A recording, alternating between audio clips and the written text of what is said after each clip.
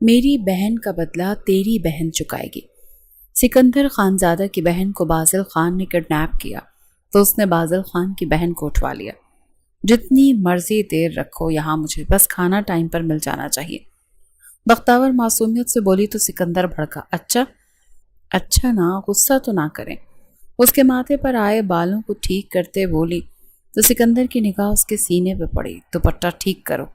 اس کے نسوانی حسن سے نظریں چراتا بولا، کیوں؟ میں پیاری نہیں؟ لہجہ بھیگا تھا۔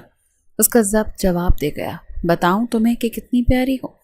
وہ سوار رفتگی سے دیکھتے ہوئے پوچھنے لگا، مگر وہ اسے اس کے حسین ہونے کا ثبوت دیتے ہوئے اس کی انہی دھڑکنوں کو۔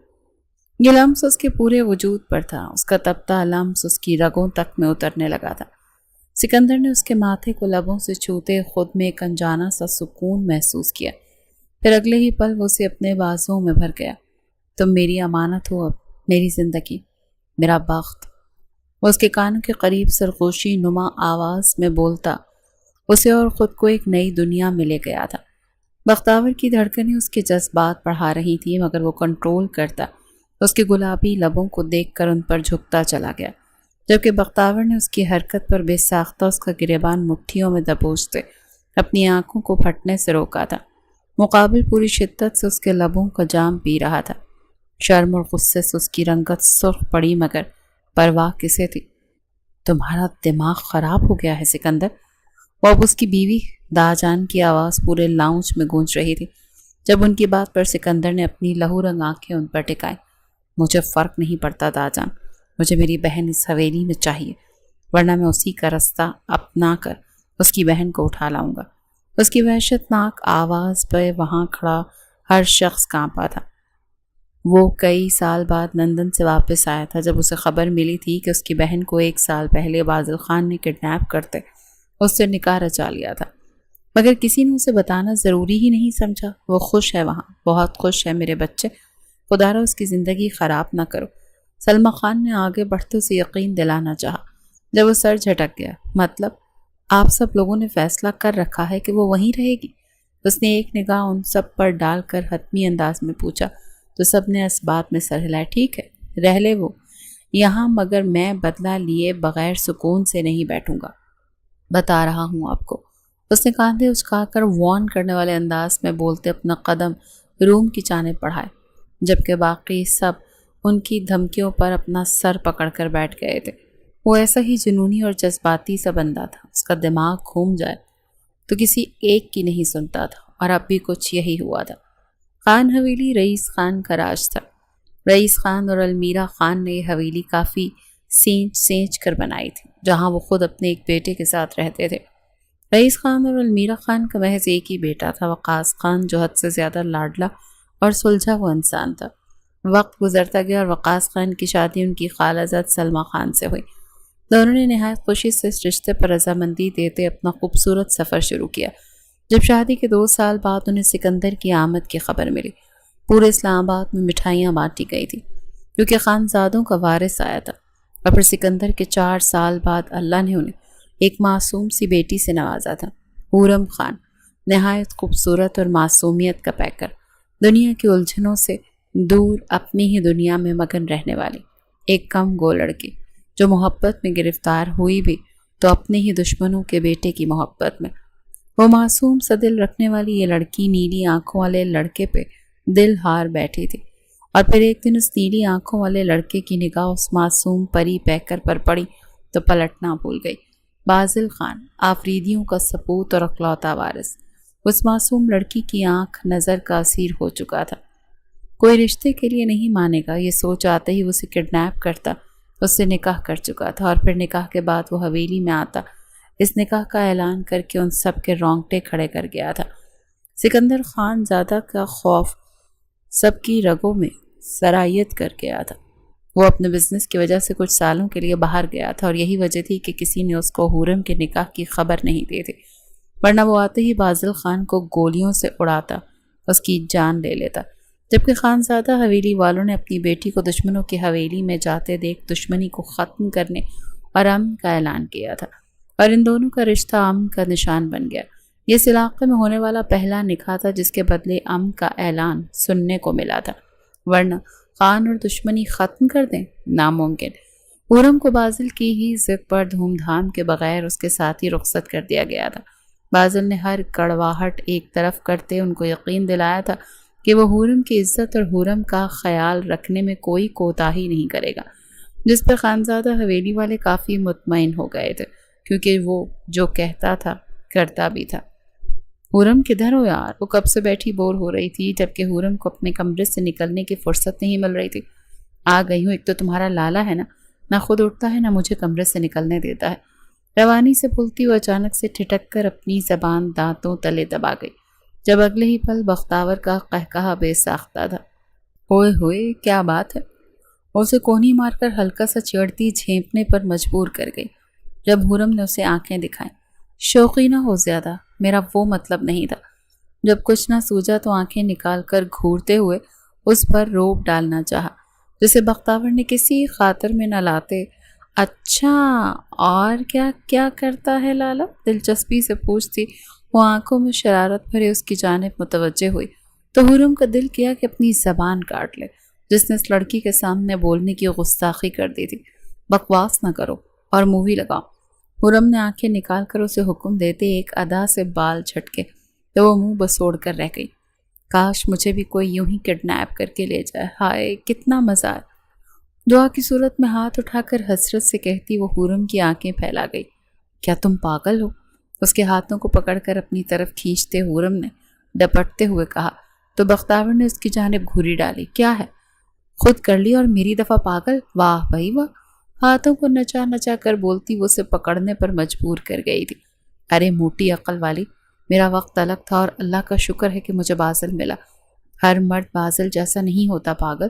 اس کے سر پر چپت لگاتے ہوئے بولی تو بختاور سمجھنے کے انداز میں سر ہلا گئی، جبکہ پلے اس کے کچھ بھی نہیں پڑا تھا۔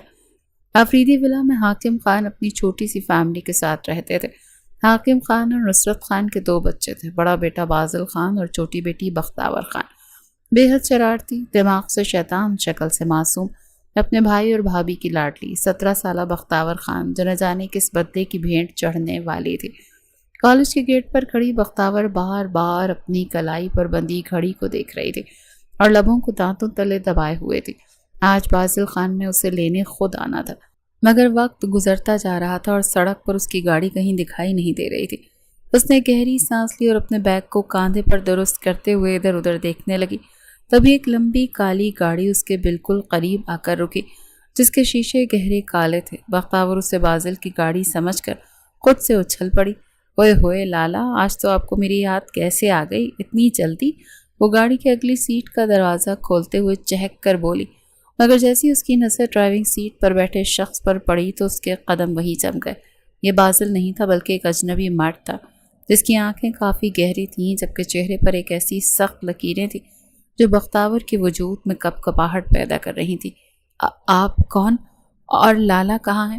وہ پیچھے ہٹتے ہوئے غصے سے بولی تو سکندر نے گاڑی کا شیشہ تھوڑا اور نیچے کیا، جس سے اس کی آنکھوں کی وحشت بختاور تک پہنچی۔ بازل مصروف ہے اور اسی نے مجھے تمہیں لینے بھیجا ہے، جلدی گاڑی میں بیٹھو ورنہ مجھے خود آ کر تمہیں اٹھا کر لے جانا پڑے گا۔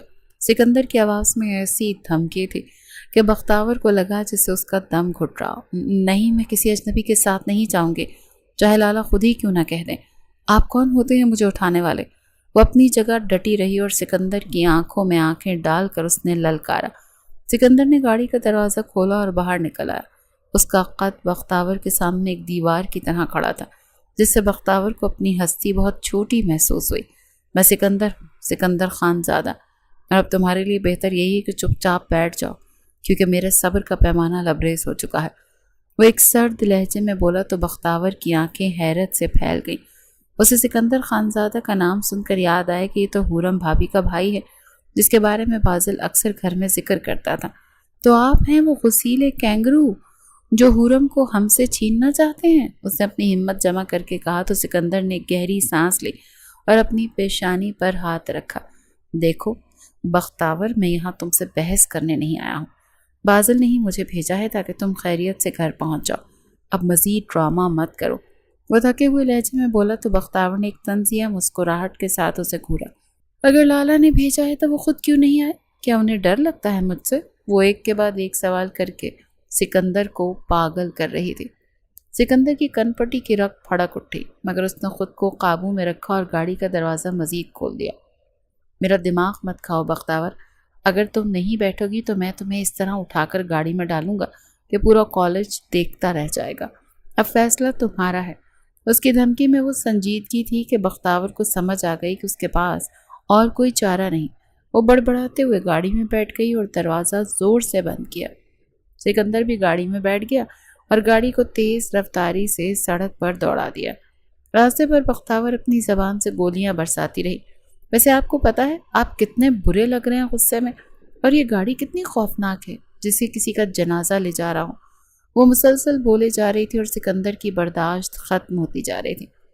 کیا تم 1 منٹ کے لیے چپ رہ سکتی ہو، یا مجھے تمہارا منہ بند کرنے کا کوئی طریقہ ڈھونڈنا پڑے گا؟ وہ چلاتے ہوئے بولا تو بختاور نے ایک دم ہونٹوں پر انگلی رکھ لی، مگر اس کی آنکھوں میں ابھی بھی شرارت باقی تھی۔ اچانک اس کی نظر سڑک کنارے لگے گول گپوں کی ایک ریڑھی پر پڑی تو وہ خوشی سے اچھل پڑی اور زور سے چیخ کر بولی، ارے گول گپے والا بھائی، گاڑی روکو، گاڑی روکو، جلدی روکو، مجھے گول گپے کھانے ہیں۔ سکندر نے ایک دم بریک لگائی، جس سے گاڑی جھٹکے سے رکی اور اس کا سر اسٹیئرنگ کے قریب جا پہنچا۔ تمہارا دماغ تو واقعی خراب ہے بختاور، ہم سڑک کے بیچ میں کھڑے ہیں اور تم گول گپے کی بات کر رہی ہو۔ سکندر کی آواز میں اب چیخنے کی شدت تھی۔ مجھے کوئی فرق نہیں پڑتا کہ ہم کہاں ہیں، مجھے بھوک لگی اور جب تک میں گول گپے نہیں کھاؤں گی میں نہیں ہلنے والی۔ وہ اپنی ضد پر اڑ گئی اور معصومیت سے سکندر کو دیکھنے لگی۔ سکندر نے اپنی مٹھیوں کو بھینچا اور ایک گہری سانس لے کر گاڑی سے باہر نکلا۔ وہ اس لڑکی کی ضد سے تنگ آ چکا تھا، مگر وہ جانتا تھا کہ یہ خاموش نہیں ہوگی۔ اس نے ریڑھی والے کو اشارہ کیا اور گول گپوں کی 2 پلیٹیں لے کر واپس آیا۔ گاڑی میں بیٹھتے ہوئے اس نے وہ پلیٹ بختاور کے سامنے کر دی۔ یہ لو، اب تو خوش ہو؟ وہ غصے میں بولا تو بختاور نے مزے لے لے کر کھانا شروع کر دیا، مگر ایک گول گپا اس نے سکندر کے منہ کے سامنے کیا۔ آپ بھی کھائیں نا، اکیلے کھانے کا کوئی مزہ نہیں آتا، وہ ضد کر کے بولی تو سکندر نے نفرت سے اس گول گپے کی طرف دیکھا۔ میں یہ سب نہیں کھاتا، تم ہی کھاؤ اور جلدی کھاؤ، سکندر نے سختی سے کہا، مگر بختاور نے اپنی ضد نہیں چھوڑی اور وہ ہاتھ تب تک وہیں رکھا جب تک سکندر نے بیزار ہو کر وہ گول گپا کھا نہیں لیا۔ ہائے کتنا مزہ آیا ہے نا، وہ ہنستے ہوئے بولی تو سکندر نے اسے ایسی نظروں سے دیکھا کہ بختاور خاموش تو ہو گئی، مگر اس کے لبوں پر ایک فاتحانہ سی مسکراہٹ موجود تھی، کیونکہ اس نے پہلی بار اس سنگدل انسان کو اپنی بات ماننے پر مجبور کر دیا تھا۔ سکندر نے گاڑی دوبارہ سٹارٹ کی اور خاموشی سے اپنی منزل کی طرف چل پڑا۔ اس کا دل ابھی بھی غصے سے بھرا ہوا تھا، مگر بختاور کی اس حرکت نے کہیں نہ کہیں اس کے انتقام کے ارادوں میں ایک درار ڈال دی تھی، کیونکہ یہ لڑکی اپنی معصومیت کے پیچھے ایک ایسی طاقت رکھتی تھی جو سکندر جیسے جنونی شخص کو بھی پگھلانے کی صلاحیت رکھتا تھا۔ گاڑی شہر کے شور و غل سے دور ایک ویران اور سنسان سے علاقے میں بنے ایک فارم ہاؤس کے سامنے آ کر رکی تو بختاور نے باہر کا منظر دیکھ کر اپنی آنکھیں سکیڑ لیں، کیونکہ یہ راستہ تو اس کے گھر کا نہیں تھا، نہ ہی اس کے کالج کا۔ سکندر نے گاڑی کا انجن بند کیا اور خاموشی کے ساتھ باہر نکلا، جبکہ بختاور کی سانسیں بے ترتیب ہونے لگی تھیں۔ کچھ غلط ہونے کا احساس شدت سے ہوا تھا۔ وہ فوراً گاڑی سے اتری اور سکندر کے سامنے جا کر کھڑی ہوئی، جس کی پیشانی پر غصے کی لکیریں نمایاں تھیں، مگر بختاور کی آنکھوں میں اب خوف نہیں بلکہ ایک عجیب سا اشتعال تھا۔ یہ کیا بدتمیزی ہے؟ تم مجھے گھر چھوڑنے کے بجائے یہاں کیوں لے کر آئے ہو؟ کیا تم نے مجھے کڈنیپ کر لیا؟ وہ اپنی آواز کو بلند کرتے ہوئے چلائی، مگر سکندر نے اسے کوئی جواب نہیں دیا۔ وہ بس پتھر کے مجسمے کی طرح کھڑا اسے دیکھ رہا تھا۔ کڈنیپ کر لیا ہے کیا واقعی؟ اگلے ہی پل بختاور نے اپنا سارا غصہ ایک طرف رکھ دیا اور سکندر کے گلے سے لپٹ گئی۔ وہ اتنی گرم جوشی سے اس کے سینے سے لگی کہ سکندر کے قدموں تلے سے زمین نکل گئی۔ ہائے اللہ، مجھے کتنا شوق تھا کہ کوئی مجھے کڈنیپ کر کے لے جائے، اور آج میری خواہش پوری ہو گئی۔ وہ سکندر کے سینے پر سر ٹکائے ہوئے انتہائی خوشی سے بولی تو سکندر کی آنکھیں حیرت سے پھیل گئیں۔ اسے لگا جیسے اس کے کانوں میں کسی نے سیسا پگھلا کر ڈال دیا ہو۔ یہ لڑکی پاگل ہے یا میری ہمت آزما رہی ہے؟ وہ ساکت کھڑا رہا اور اس کے ہاتھوں میں بختاور کا وجود کانپ رہا تھا، مگر سکندر کو اپنی دھڑکنیں گلے میں محسوس ہونے لگیں، کیونکہ بختاور کی خوشبو اور اس کی قربت سکندر کے انتقام کے ارادوں کو اندر سے کھوکھلا کر رہی تھی۔ تو مجھے جتنی مرضی دیر یہاں پر قید رکھو، مجھے کوئی مسئلہ نہیں۔ بس ایک بات کا دھیان رکھنا کہ مجھے کھانا ٹائم پر مل جانا چاہیے، کیونکہ مجھ سے بھوک تو بالکل برداشت نہیں ہوتی۔ یہ کہتے ہوئے اس نے اپنی نظریں سکندر کے چہرے پر جمائیں، جو ابھی تک اسے کسی عجوبے کی طرح سے دیکھ رہا تھا۔ سکندر نے ایک گہری سانس لی اور اپنے آپ کو اس لڑکی کے حصار سے آزاد کروایا۔ اس کی آنکھوں میں دوبارہ وہی وحشت ابھر آئی۔ وہ دھاڑتے ہوئے اس کے قریب ہوا۔ تم پاگل ہو چکی ہو بختاور، کیا تمہیں اندازہ بھی ہے کہ تم کس کے ساتھ ہو؟ میں تمہیں یہاں مارنے لایا ہوں، تمہاری زندگی برباد کرنے کے لیے، اور تم ہو کے کھانے پینے کی باتیں کر رہی ہو۔ اس کے لہجے میں ایسی دھاڑ تھی کہ فارم ہاؤس کے پرندے بھی اڑ گئے، مگر بختاور کے لبوں پر مسکراہٹ کی ایک لہر باقی تھی۔ وہ سکندر کے اتنا قریب آئی کہ اس کی سانس اس کے سینے سے ٹکرائے۔ اس نے اپنے نازک ہاتھوں سے سکندر کے ماتھے پر بکھرے بالوں کو بڑے پیار سے پیچھے کیا تو سکندر کے جسم میں کرنٹ سا دوڑا۔ اچھا نا، غصہ تو نہ کریں، آخر میں آپ کی مہمان ہی تو ہوں، اور خانزادے مہمانوں کے ساتھ غلط رویہ نہیں رکھتے، میں اچھے سے جانتی ہوں۔ وہ اپنی معصوم آواز میں بولی تو سکندر کے دل کی دھڑکنیں بے قابو ہو کر اس کے سینے میں کسی ڈھول کی طرح سے بجنے لگیں۔ یہ دھڑکنیں اس کی نہیں تھی، یہ اسے کسی اور کی آواز لگ رہی تھی۔ اسے لگا جیسے وہ اپنی ہی کسی جنگ میں ہار رہا ہو۔ سکندر کا ضبط جواب دینے لگا تھا۔ اس کی آنکھوں میں جو انتقام کی آگ تھی وہ آہستہ آہستہ ایک عجیب سی کشش میں بدل رہی تھی۔ اس کی بات پہ اب سے اپنے اندر کچھ ٹوٹتا ہوا محسوس ہو رہا تھا۔ شاید میں اس کے انتقام کا ارادہ، بختاور کی معصومیت اور اس کا یہ بے لوث انداز سکندر خانزادہ جیسے سخت گیر انسان کو موم کی طرح پگھلا رہا تھا۔ اسے لگا کہ اگر وہ یہاں ایک لمحہ بھی اور رکا تو وہ خود پر قابو کھو دے گا۔ اس نے ایک دم بختاور سے رخ پھیرا اور لمبے لمبے ڈگ بھرتا ہوا فارم ہاؤس کے اندر کی طرف نکل گیا۔ اسے اپنی ہی سانسوں پر قابو پانا مشکل ہو رہا تھا، اور اسے یہ ماننا پڑ رہا تھا کہ وہ اس لڑکی کے سحر میں بہت تیزی سے جکڑا جا رہا ہے۔ پیچھے کھڑی بختاور اسے جاتے ہوئے دیکھ کر گھورتے ہوئے کاندھے اچکا کر اس کے پیچھے ہی قدم بڑھا گئی۔ اس کے چہرے پر کوئی ڈر، کوئی خوف نہیں تھا۔ جس چیز نے سکندر کے دل میں ہلچل مچا دی تھی وہ فارم ہاؤس کے ایک تاریک کونے میں کھڑا تھا، جہاں کا ماحول اس کے اندر جلتی ہوئی آگ سے بھی زیادہ گرم تھا۔ اس نے اپنی جیب سے فون نکالا اور ایک نمبر ڈائل کیا، جس کی ایک ایک بیل سکندر کے انتقام کو مزید دہکا رہی تھی۔ کیا بیماری ہے؟ کیوں اس وقت میرا دماغ خراب کر رہے ہو؟ بازل نے اکتاہٹ سے کہتے ہوئے اپنے آگے پڑے لیپ ٹاپ کو بند کرتے پوچھا تو سکندر نے ایک سرد اور ظالمانہ قہقہ لگایا، جو فون کی اسپیکر سے نکل کر بازل کے کانوں میں زہر کی طرح اترا تھا۔ تمہاری بہن میرے پاس ہے بازل، بالکل ویسے ہی جیسے تم میری بہن کو 1 سال پہلے اٹھا کر لے گئے تھے۔ آج اس کا بدلہ تمہاری بہن چکائے گی۔ اس نے بازل کے سر پر بم پھوڑا تھا۔ کیا بکواس کر رہے ہو؟ اگلے ہی پل اس کی دھاڑ پر سکندر کا دل قہقہ لگا اٹھا۔ یہی تڑپ تو میں دیکھنا چاہتا تھا، وہ میں تیری جان لے لوں گا۔ بازل کی چیخیں اور دھاڑیں سکندر کو سنائی دے رہی تھیں۔ وہ غصے سے پاگل ہو رہا تھا، مگر سکندر کے لبوں پر اطمینان کی ایک عجیب سی مسکراہٹ تھی۔ تم اسے نہیں چھو سکتے سکندر، تم ایک درندے ہو۔ اگر تم نے اسے کچھ بھی کیا تو میں تمہیں زمین کے اندر سے بھی ڈھونڈ کر نکال لوں گا۔ بازل کے لہجے میں اب خون کی پیاس تھی، مگر سکندر نے اسے ٹوکتے ہوئے ایک ایسا جملہ کہا جس نے بازل کے قدموں تلے سے زمین ہی کھینچ لی۔ تم مجھے روکنے کی کوشش کر سکتے ہو بازل، لیکن اگر تم میں ہمت ہے تو میری بیوی بننے سے بچا لو، کیونکہ یہ نکاح تو اب ہو کر رہے گا اور پھر تم ہمیشہ کے لیے اپنی بہن کو کھو دو گے۔ سکندر نے اس سے کچھ بھی کہنے سے پہلے فون بند کر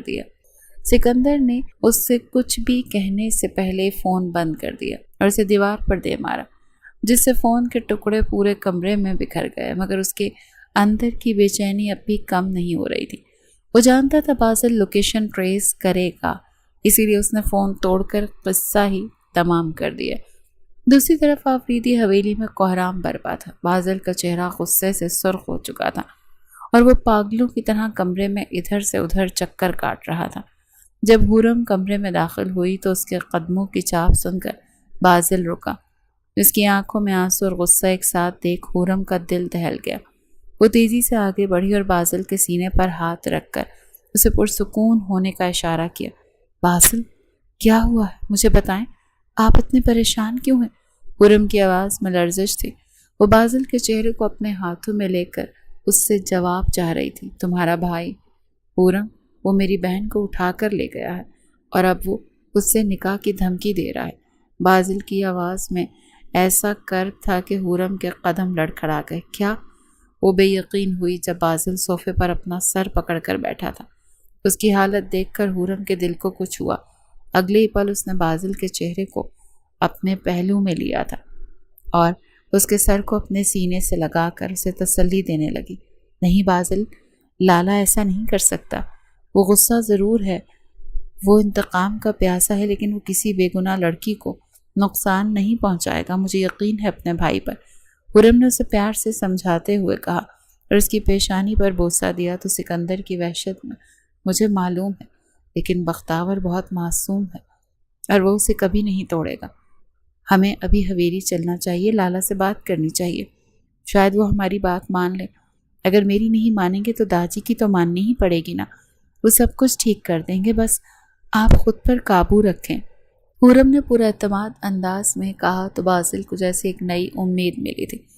وہ دونوں فوری طور پر ولا سے نکلے اور گاڑی کے حویلی کی جانب موڑا، جہاں ان کے مطابق سکندر ان کا منتظر تھا، مگر وہ بے خبر تھے کہ وہ اس وقت حویلی میں نہیں بلکہ اپنے فارم ہاؤس پر موجود ہے، جبکہ حورم دل ہی دل میں اپنے لالا کے بارے میں سوچ رہی تھی۔ اسے اپنے بھائی کو اس انتقام کی آگ سے بچانا ہوگا۔ وہ بختاور کی زندگی کو یوں برباد ہونے نہیں دے سکتی تھی، اپنے لاڈلے بھائی کے ہاتھوں تو بالکل بھی نہیں۔ فارم ہاؤس کے بڑے سے ڈرائنگ روم میں شام کا دھندلکا اتر چکا تھا اور کمرے میں موجود بھاری فانوس کی روشنی میں سکندر کے چہرے پر ایک عجیب سی سنگینی تھی۔ بختاور صوفے کے کونے میں سمٹی بیٹھی تھی، مگر اس کی آنکھوں میں ابھی بھی باغیانہ چمک تھی جو سکندر کو ہر لمحہ پاگل کر رہی تھی۔ سکندر نے گہرا سانس لیا اور اپنے کوٹ کی جیب سے ایک چھوٹی سی سیاہ مخملی ڈبی نکالی اور ٹیبل پر دھڑ سے پٹک دی، جس کی آواز سے بختاور کے وجود میں ایک لہر دوڑی۔ یہ رنگ پہنو اور اس کے بعد اپنے دماغ کو نکاح کے لیے تیار کر لو، ہم نکاح کر رہے ہیں، سکندر نے سرد لہجے میں کہا تو بختاور نے اپنی آنکھیں بڑی بڑی کر کے اسے دیکھا۔ نکاح؟ پاگل ہو گئے ہو کیا؟ تم مجھے یہاں لائے ہو یا اپنے ساتھ زندگی برباد کرنے کے لیے مجھے شادی نہیں کرنی؟ تم سمجھتے کیا ہو خود کو؟ وہ اپنی جگہ سے اٹھ کھڑی ہوئی اور سکندر کے سامنے جا کر پوری ہمت سے بولی، مگر سکندر کی آنکھوں میں ابھی بھی اس کے چہرے پر جمی ہوئی تھی۔ مجھے پرواہ نہیں کہ تم کیا سوچتی ہو بختاور، یہ نکاح ہوگا اور اسے کوئی نہیں روک سکتا۔ اس نے ایک قدم بختاور کی طرف بڑھایا تو وہ پیچھے ہٹ گئی۔ تم مرد تو ہوتے ہی ایسے ہو، اپنی انا کی تسکین کے لیے کسی بھی حد تک گر سکتے ہو، لیکن میں تمہیں بتا دوں، میں کوئی کھلونا نہیں ہوں جو تم چاہو گے اٹھا لو گے۔ وہ غصے سے چلائی تو سکندر کا صبر جواب دے گیا۔ وہ ایک دم اس کے قریب پہنچا اور اس کے بازو کو سختی سے پکڑ لیا۔ میرے صبر کا امتحان مت لو بختاور، نکاح کا مطلب ہے کہ تم اب میری ملکیت ہو اور میں تمہیں یہاں اپنی مرضی سے رکھوں گا۔ اس کی دھاڑ سے کمرے کے شیشے بھی لرز اٹھے تو بختاور کی آنکھوں میں آنسو آ گئے، مگر وہ جھکنے والی نہیں تھی۔ وہ زور زور سے سکندر کے سینے پر مکے برسانے لگی اور سسکیاں بھرتے ہوئے چیخنے لگی، مجھے گھر چھوڑ کر آؤ، تم اس قابل نہیں ہو کہ تمہیں میرا ایک منٹ بھی مل سکے، تم بدتمیز اور سنگدل انسان ہو، مجھے نہیں کرنی تمہارے ساتھ کوئی زندگی، تم مجھے نہیں ڈرا سکتے۔ سکندر نے اس کے ہاتھوں کو ہوا میں ہی تھام لیا اور اس کی آنکھوں میں آنکھیں ڈال کر اسے گھورا تو بختاور کا دل بے ترتیب انداز میں دھڑکنے لگا۔ اس کے سینے کی تپش بختاور کے ہاتھوں میں محسوس ہو رہی تھی، مگر وہ پیچھے ہٹنے کو تیار نہیں تھی۔ اگر تمہیں گھر جانا ہے بختاور تو نکاح کرنا ہی پڑے گا، کیونکہ ورنہ میں تمہارے بھائی کو اسی وقت گولی سے اڑا دوں گا اور تم کچھ نہیں کر پاؤ گی۔ سکندر نے اپنی آخری دھمکی دی تو بختاور نے اسے نفرت سے گھورا۔ ان دھمکیوں سے نہیں ڈرتی میں، سکندر خان زادہ، کسی اور کو ڈرانا، میرے بھائی کو اپنی حفاظت کرنا بہت اچھے سے آتا ہے، اور تم جسے بزدل تو اس کے سامنے ٹک بھی نہیں سکتے۔ چھوڑ کر آؤ مجھے گھر ورنہ میں تمہیں گولی مار دوں گی۔ وہ اپنی پوری طاقت سے چیخی تو سکندر نے ایک لمبا سانس لیا اور اس کے چہرے کے قریب جھک گیا۔ تمہاری یہ زبان بہت جلد کٹ جائے گی، لیکن نکاح کے بعد اس کے کان کے پاس سرگوشی کر کے پیچھے ہٹا تو بختاور نے اسے زور کا دھکا دیا۔ تبھی کمرے کا دروازہ کھلا اور ایک نکاح خواں اور 2 گواہ اندر داخل ہوئے، جنہیں سکندر نے پہلے ہی بلوا لیا تھا۔ بختاور نے انہیں دیکھا تو اس کا رنگ اڑ گیا۔ سکندر، تم یہ نہیں کر سکتے، یہ زبردستی ہے۔ وہ دہائی دیتی رہی مگر سکندر اسے بازو سے پکڑ کر اس کے سر پر دوپٹہ دے کر اس کا چہرہ چھپاتے اسے صوفے کی جانب لے گیا۔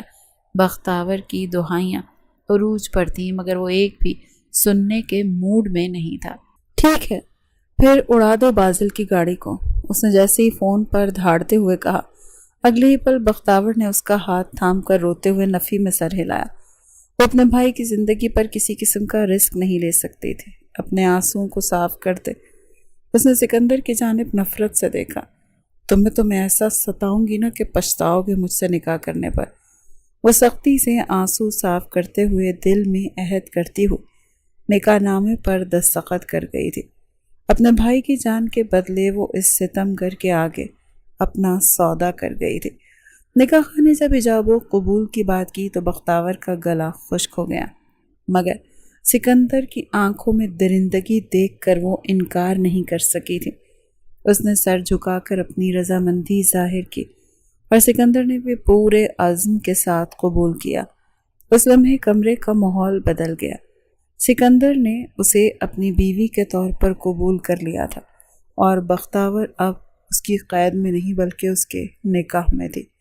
جیسے ہی نکاح مکمل ہوا سکندر نے سکون کا سانس لیا اور بختاور کی طرف دیکھا جو اب بھی رو رہی تھی، مگر سکندر کے لبوں پر ایک فاتحانہ مسکراہٹ تھی۔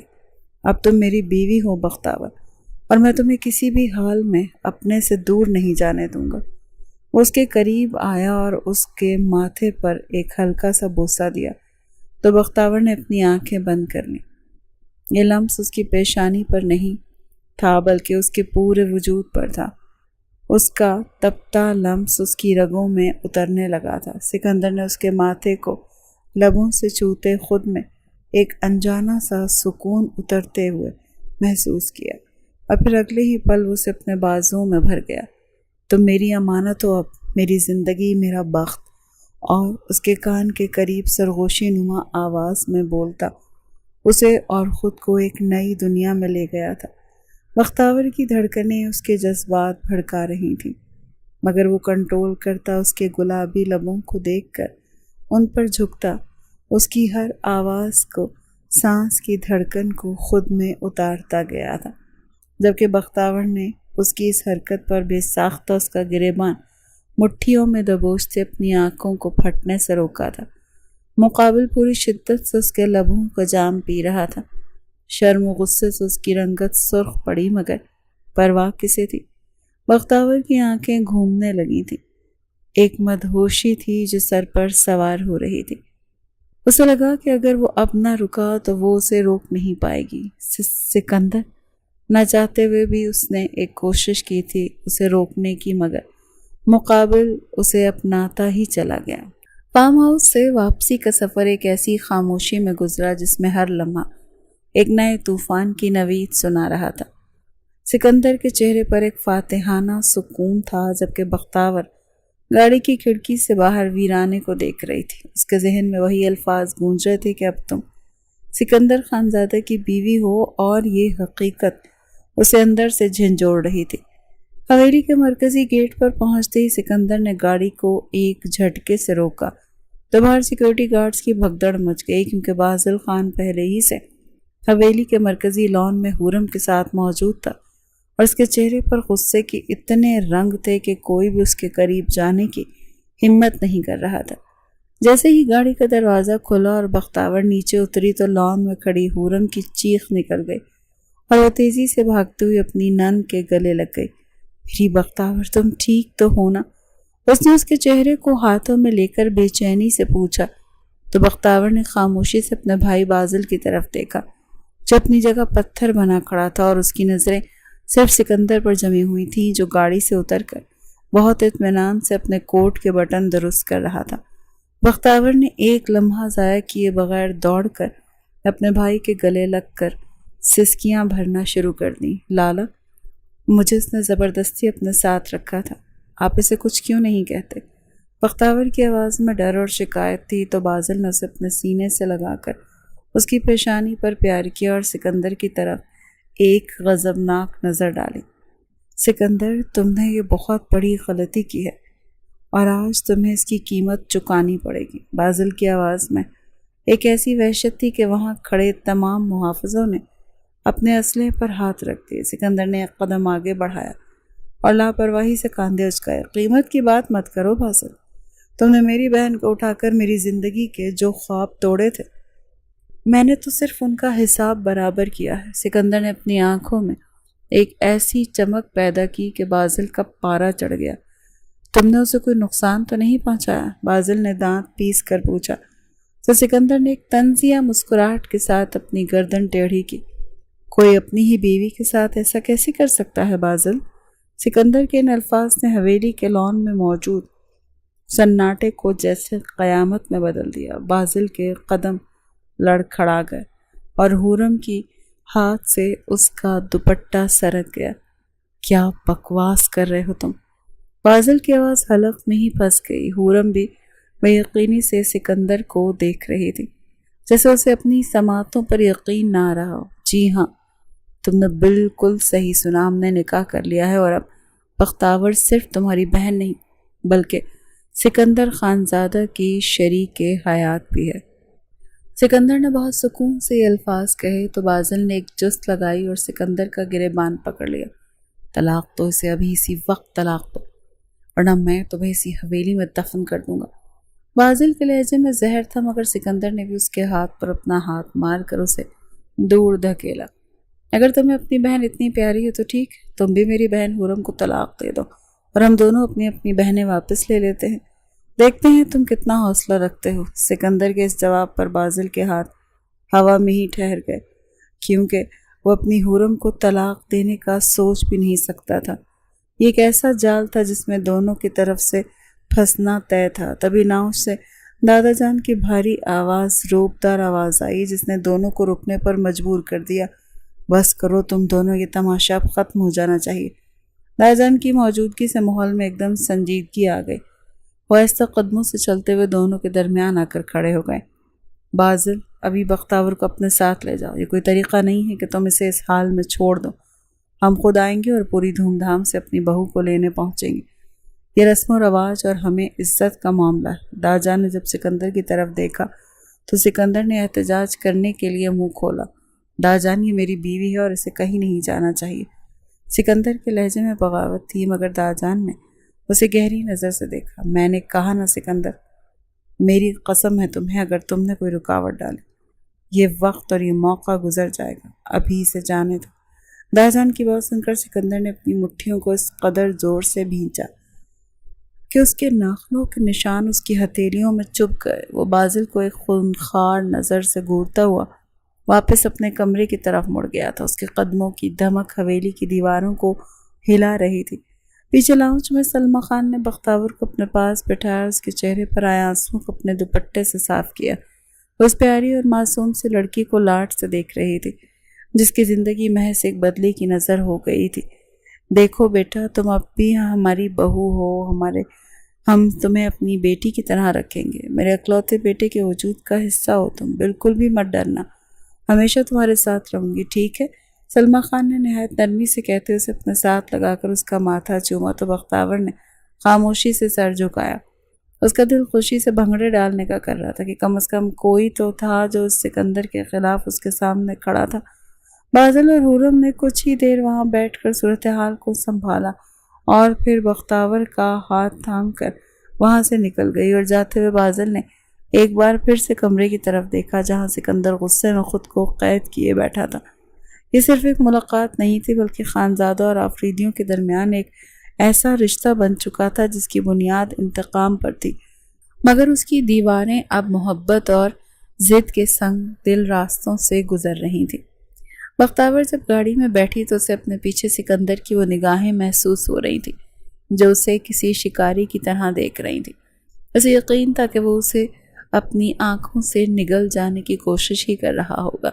حویلی کے پرسکون فضا اب ایک انجانے شور میں بدل گئی تھی اور ہر کسی کے دل میں صرف ایک ہی سوال تھا کہ کیا یہ نکاح دو خاندانوں میں امن لائے گا یا پھر یہ دونوں کی زندگیوں کو تباہی کے دہانے پر لا کھڑا کرے گا۔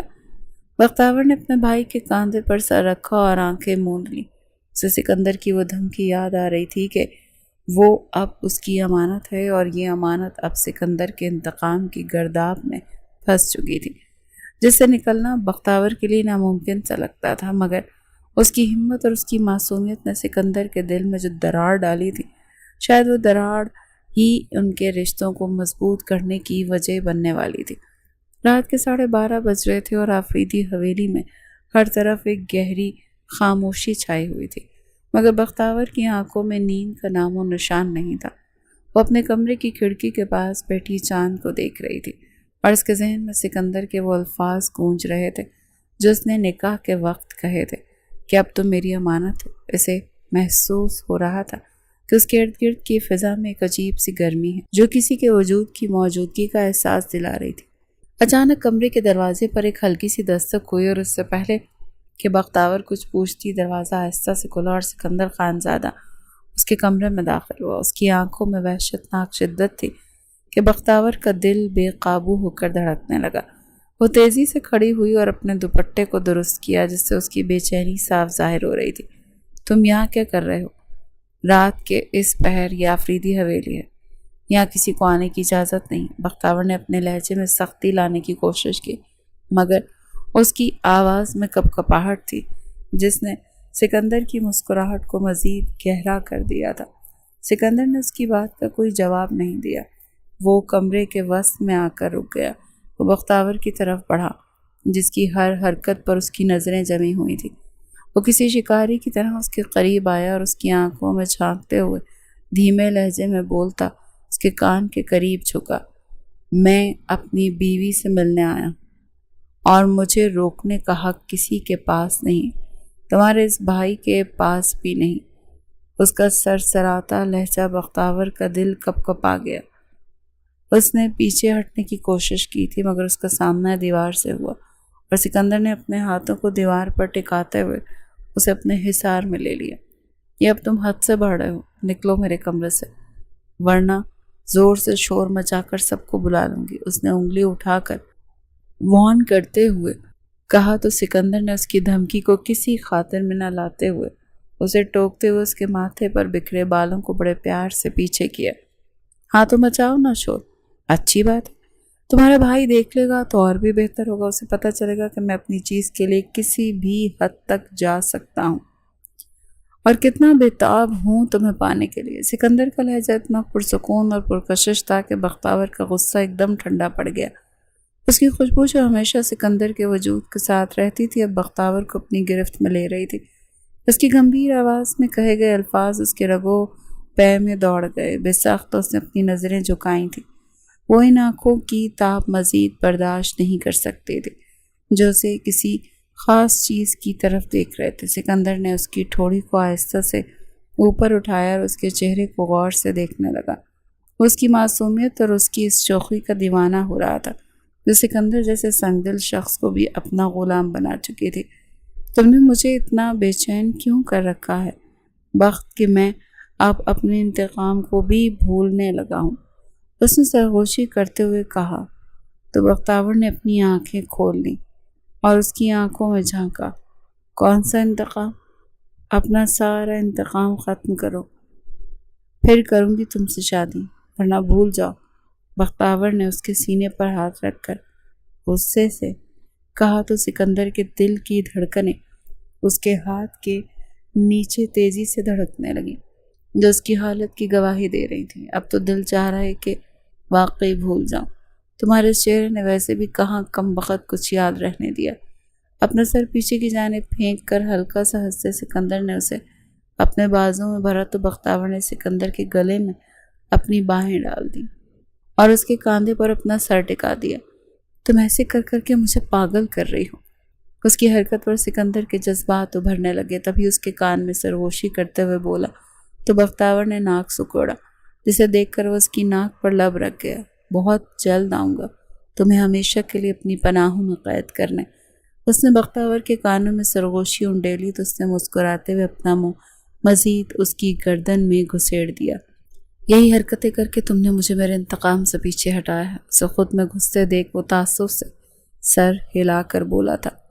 تو بختیور نے سر اٹھا کر اس کی جانب گھور کر دیکھا۔ اس کے گھورنے پر سکندر نے محبت سے اس کے گالوں پر لب رکھے، جس پر وہ جھیمتے ہوئے دوبارہ سے اپنا منہ اسی کی گردن میں چھپا گئی۔ سکندر نے اسے ایک بار پھر اپنی گرفت میں لیا۔ تم میری ہو اور ہمیشہ رہو گی، کسی میں ہمت نہیں ہے کہ وہ تمہیں مجھ سے چھین سکے۔ ایک آخری بوسہ لے کر وہ کمرے سے باہر نکل گیا، جبکہ پیچھے وہ اپنے وجود کو دیکھتی لال ہونے لگی۔ یہ مرد جب اس کے قریب آتا تھا اس کی حالت بگاڑ کر رکھ دیتا تھا۔ ابھی بھی اس کی حالت بری طرح بکھری ہوئی تھی، اسے سدھار کر بھی نہیں گیا تھا۔ وہ بدتمیز نہ ہو تو سر جھٹک کر کہتی، وہ اپنے کپڑوں کو ٹھیک کرتی اپنے بستر کے اندر گھس گئی۔ یہ شخص جاتے جاتے اس کے حواسوں پر نیند بھی طاری کر گیا تھا۔ آفریدی ولا کا مرکزی ڈرائنگ روم آج مہمانوں کی آمد کے باعث سے خاص روب اور وقار کا حامل تھا، جہاں وقاص خان زادہ اپنے والدین یعنی رئیس خان اور المیرا خان کے ساتھ تشریف لائے تھے، تاکہ حرم کی رخصتی کے بعد اپنی بہو بختیور کو گھر لانے کی تاریخ طے کی جا سکے۔ لان کے گیٹ سے اندر داخل ہوتے ہوئے سکندر کی چال میں غرور تھا، اور اس نے سیاہ رنگ کا سوٹ پہن رکھا تھا جس کی شخصیت کی وحشت کو اور بھی نکھار رہا تھا، جبکہ بازل خان اسے اپنے ولا میں استقبال کرتے ہوئے بھی ایسے دیکھ رہا تھا جیسے وہ کسی دشمن کو اپنے گھر میں خوش آمدید کہہ رہا ہو۔ سلام دعا کے بعد جب سب لوگ ڈرائنگ روم میں براجمان ہوئے تو فضا میں ایک بوجھل سی خاموشی تھی، جس کا اندازہ وہاں موجود بزرگوں کو بخوبی تھا، مگر وہ اپنے معاملات کو صبر و تحمل سے چلانا چاہتے تھے۔ سکندر نے صوفے پر ٹیک لگائی اور اپنی نظریں سامنے بیٹھے بازل پر جما دی، جس کے چہرے پر سکندر کی آمد سے خاص طرح کی اکڑ موجود تھی۔ تمہارے ولا میں آنا کسی معجزے سے کم نہیں ہے، شاید اس کا مطلب یہ ہے کہ اب تمہارا انتقام ٹھنڈا پڑ گیا۔ سکندر نے اپنی چائے کا کپ ٹیبل پر رکھتے ہوئے طنزیہ لہجے میں کہا، تو بازل نے ایک سرد مسکراہٹ کے ساتھ اپنی گردن تھوڑی سی خم کی۔ تم غلط فہمی میں ہو سکندر، یہ سب صرف ایک رسم نبھانے کے لیے ہے تاکہ بڑوں کے فیصلوں کے مطابق بختیور اپنے آپ کو سنبھال سکے، باقی انتقام تو خون کے ہر قطرے میں زندہ رہتا ہے۔ بازل کی بات پر سکندر کے ماتھے پر بل پڑے تھے۔ اس نے ایٹیٹیوڈ سے اس کی جانب دیکھتے سر جھٹکا، جس کے سب لوگ تعصب سے ان کی جانب دیکھ رہے تھے، جن کی چونچ کبھی بند نہیں ہوتی تھی۔ رئیس خان اور حاکم خان نے ایک دوسرے کو دیکھا اور بزرگانہ شفقت کے ساتھ دونوں کو مخاطب کیا۔ اب جب رشتے جڑ چکے ہیں تو پرانے گلے شکوے ختم ہو جانے چاہیے، اور تم دونوں کو اب ایک خاندان کی طرح رہنا چاہیے، کیونکہ اب دشمنی کا دور بیت چکا ہے اور محبت اور امن کا وقت ہے۔ ان کے کہنے پہ دونوں کے چہروں پر کڑواہٹ گھلی تھی، مگر فی الحال موقع ایسا نہیں تھا کہ انکار کیا جاتا۔ جبھی چاروں ناچار سکندر اور بازل دونوں اپنی اپنی جگہ سے اٹھے اور بزرگوں کی بات مانتے ہوئے ایک دوسرے کے قریب آئے۔ جب وہ گلے ملے تو سکندر کی آنکھوں میں آگ سی تھی جو صرف بازل دیکھ سکتا تھا۔ اپنا بدلہ کبھی نہیں بھولوں گا، یہ یاد رکھنا۔ سکندر کی بات سن کر بازل کے لبوں پر ایک فاتحانہ مسکراہٹ پھیل گئی۔ اس نے اپنی نظریں سکندر کی آنکھوں میں گاڑی، تو تم نے میری بہن کے ساتھ کون سا کچھ کم کیا؟ بھولوں گا میں بھی کچھ نہیں۔ وہ کون سا کم تھا؟ دو بدو جواب دیتے اس کا منہ بند کرواتا تھا، جس پر سکندر کو دانت پیس کر پیچھے ہٹنا پڑا۔ دیکھ لوں گا میں، اس نے دھمکی آمیز انداز میں کہا، تو بازل کے لبوں پر مسکراہٹ پھیلی۔ ان کے چہروں پر یہ دھیمی سی مسکراہٹ اور خاموش جنگ صرف وہ دونوں ہی سمجھ سکتے تھے، مگر بزرگوں نے ان کی اس سرگوشی کو تعلقات کی بحالی سمجھا اور خوشی کا اظہار کیا تھا۔ ان کے مطابق وہ دونوں سدھر چکے تھے، جو کہ ایک ناممکن سی بات تھی۔ اس کے بعد رخصتی کی تاریخ کا تعین ہوا اور سب کی باہمی رضامندی سے اگلے مہینے کی 15 تاریخ طے پا گئی۔ پورا میں سارے معاملے میں خاموش بیٹھی بختیور کو دیکھ رہی تھی، جس کے چہرے پر ایک انجانی سی شرم اور سکندر کی موجودگی سے پیدا ہونے والی بے چینی تھی۔ سکندر نے جاتے ہوئے ایک بار پھر بختیور پر نگاہ ڈالی اور اسے ایک پیغام بھی دیا تھا جسے صرف وہی سمجھ سکی تھی۔ رخصتی کی تاریخ طے ہوتے ہی حویلی کے ماحول میں ایک وقتی سکون سا چھا گیا تھا، مگر دونوں کی طرف کی دیواروں کو معلوم تھا کہ یہ امن صرف ان کے لیے ہی ہے، کیونکہ سکندر خانزادہ اور بازل آفریدی کے درمیان ابھی بہت کچھ باقی تھا جو ان کی تقدیر کو کسی موڑ پر لا کر کھڑا کرنے والا تھا۔ مہمانوں کی روانگی کے وقت سکندر جب اپنی گاڑی کی طرف بڑھا تو اسے اپنے پیچھے بختیور کے قدموں کی چاپ سنائی دی، جو اسے دور سے دیکھ رہی تھی۔ سکندر نے گاڑی کا دروازہ کھولتے ہوئے ایک بار پھر پیچھے مڑ کر اسے دیکھا اور پھر گاڑی سٹارٹ کرتے وہاں سے نکلتا چلا گیا۔ پیچھے وہ اب سکندر کی حویلی میں جانے کے لیے نہ صرف تیار تھی بلکہ کسی نہ کسی طرح سے اپنے اندر ایک عجیب سی کشش بھی محسوس ہو رہی تھی جو اسے بار بار سکندر کی طرف کھینچ رہی تھی۔ آفریدی ولا میں اب ایک نئی گہما گہمی کا آغاز ہونے والا تھا، کیونکہ خانزادوں کی بہو بن کر جانے والی بختاور کا یہ سفر بہت سے جذباتی طوفانوں کو اپنے اندر سموئے ہوئے تھا۔ فاضل نے حورم کا ہاتھ تھاما اور اسے اپنے کمرے کی طرف لے گیا، جبکہ پیچھے لاؤنج میں خاموشی اور سکندر کی دھمکیوں کا ایک گہرا سایہ اب بھی باقی تھا جو ان سب کو یہ یاد دلاتا رہا کہ امن کا اعلان ہو چکا ہے۔ بارات کا دن آ چکا تھا اور آفریدی ولا کی فضا میں ایک عجیب سی گہما گہمی اور اداسی کا ملا جلا احساس تھا۔ ہر طرف گلاب کی پتیاں بکھری ہوئی تھیں اور مہمانوں کی آمد و رفت جاری تھی، مگر بازل خان کے دل پر جیسے کوئی بھاری پتھر رکھا ہوا تھا، کیونکہ آج وہ اپنی بہن کو اس شخص کے حوالے کرنے والا تھا جو اس کا سب سے بڑا دشمن تھا۔ حویلی کا ہر کونا بختاور کی ہنسی اور شرارتوں کو یاد کر رہا تھا، مگر آج وہ خاموشی سے اپنے کمرے میں تیار بیٹھی تھی۔ اس نے سرخ رنگ کا عروسی جوڑا پہن رکھا تھا جس پر سنہری کام اس کی معصومیت کو چار چاند لگا رہا تھا۔ اس کا چہرہ کسی کملائے ہوئے گلاب کی طرح تھا، کیونکہ وہ جانتی تھی کہ رخصتی صرف اس کے گھر سے دوسرے گھر کی نہیں بلکہ ایک نئی زندگی کی آزمائش ہے۔ تبھی دروازہ کھلا اور حورم اندر داخل ہوئی، جس نے بختاور کو دیکھ کر ایک گہری سانس لی اور اس کے قریب آ کر اس کے سر پر دوپٹہ ٹھیک کرنے لگی۔ دیکھو بختاور، ہمت نہیں ہارنی، لالا تمہیں بہت چاہتا ہے، بس اس کا اظہار کرنے کا طریقہ تھوڑا سخت ہے۔ حورم نے اسے ڈھارس بندھائی تو بختاور نے مسکرا کر سر ہلا دیا، مگر اس کی آنکھوں میں نمی تھی۔ باہر ڈھول کی تھاپ پر گاڑیوں کے ہارن بجنے لگے۔ سکندر خانزادہ اپنی بارات لے کر پہنچ چکا تھا۔ وہ ایک روایتی شیروانی میں ملبوس کسی بادشاہ کی طرح ولا کے لان میں داخل ہوا تو اس کی شخصیت کا روپ سب پر طاری ہو گیا۔ فاضل نے آگے بڑھ کر اس کا استقبال کیا، مگر ان دونوں کی نظروں کا تصادم ایک بار پھر کسی جنگ کی نوید سنا رہا تھا۔ سکندر نے اپنی آنکھوں سے حویلی کے دروازے کی طرف دیکھا جہاں سے بختاور کو باہر لایا جانا تھا۔ اس کا دل اپنی جگہ پر نہیں تھا۔ وہ بارات لے کر انتقام کے لیے آیا تھا، مگر آج اسے انتقام سے زیادہ بختاور کے وجود کی طلب تھی جو اسے اندر ہی اندر بے چین کر رہی تھی۔ جب بختاور کو بازل نے خود سہارا دے کر باہر نکالا تو سکندر کی سانسیں تھم سی گئیں۔ سرخ لباس میں وہ کسی پری پیکر سے کم نہیں لگ رہی تھی۔ سکندر کے قدم بے ساختہ اس کی طرف بڑھے اور اس نے بغیر کسی کی پرواہ کیے بختاور کا ہاتھ تھام لیا، جو اس کے لیے ایک حتمی اعلان تھا۔ بازل نے جب بختاور کا ہاتھ سکندر کے ہاتھ میں دیا تو اس کی آنکھوں میں نمی تھی۔ اس کی حفاظت کرنا سکندر، ورنہ میری اور تمہاری دشمنی کا اگلا باپ بہت خوفناک ہوگا، اس نے سکندر کے کان میں دھیمے لہجے میں کہا، جس کا سکندر نے کوئی جواب نہیں دیا، بس ایک ہلکا سا سر ہلایا تھا۔ وہ جانتا تھا بہنیں بھائیوں کے لیے کیا ہوتی ہیں۔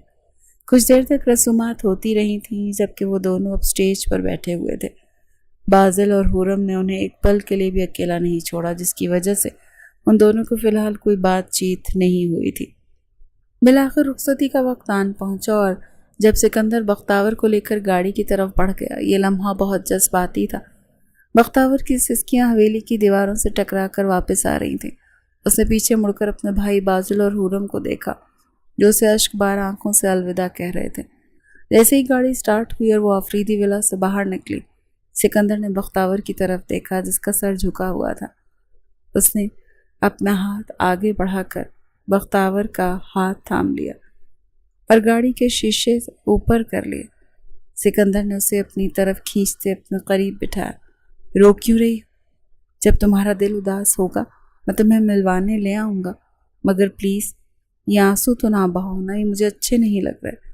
اس نے بختاور کے پیٹ پر انگلیاں سہلاتے ہوئے اس کے کان کے قریب جھک کر کہا، تو وہ آنکھیں مونتی اپنا سر اس کے کاندھے سے ٹکا گئی۔ سکندر کی نظر اس کی دودھیا گردن پر پڑی تو اگلے ہی پل وہ گاڑی کو ایک سائڈ پر لگاتا، اس کے نیکلس کو بے صبری سے کھولتا، اس کی گردن کی گہرائیوں میں منہ چھپاتا اسے حواس باختہ کر گیا۔ وہ بنا وقت کا لحاظ کیے اپنی بڑھتی طلب پر گاڑی میں ہی اس سے سکون حاصل کرتا اپنا حق لینے لگا۔ بختاور جو اس افتاد پر بوکھلائی تھی، اس کے مزید آگے بڑھنے پر وہ مدہوش ہوتی اپنا آپ اس کے حوالے کر گئی تھی۔ وہ شاید پہلا دولہا تھا جو اپنی شادی کی پہلی رات اپنا حق راستے میں گاڑی لگائے سنسان سڑک پر لے رہا تھا، صرف اس لیے کہ وہ بے صبرا حویلی پہنچنے تک کا انتظار نہیں کر سکتا تھا۔